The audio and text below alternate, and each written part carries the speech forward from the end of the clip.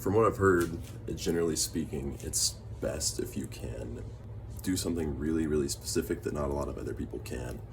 If you want to be invaluable, irreplaceable, and as a programmer in the age of generative AI quickly coming for junior developer roles, it's pretty important for me to get as high as possible and as much responsibility as possible and as much credibility as possible in the next 3 to 5 years, or else my job is going to be completely impossible to break into.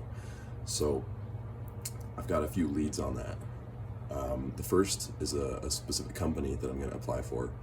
They've got a role that kind of blends two separate things. That it's a generative AI role at this company called Printify.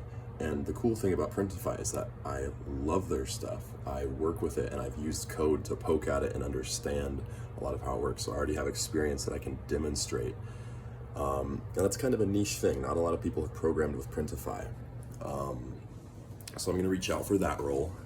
And then there's another role that I found that's also somewhat niche. It's using Microsoft Azure to do AI stuff. So I can show that I've done a generative AI project with PixGenie, creating images from text, and tied into services like that before.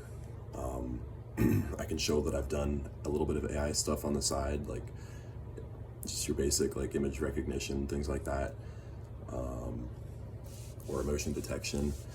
So I can show, hey, look, I know a little bit about AI. I know a little bit about generative AI. And now what I'm trying to add on is that, hey, I also know a little bit about Microsoft Azure. So I'm getting some certifications to show these guys that I kind of know my stuff. And then I'm really, really just focusing on those two jobs because they're pretty good fits for my skill set. And I think that's this specialization and saying, hey, this is something I'm actually good at. I'm a programmer. You have a programming job open, but I have this programming skill. I can work with the Printify software. I've done it before, and I can do it again. And you use that, and not a lot of other people do.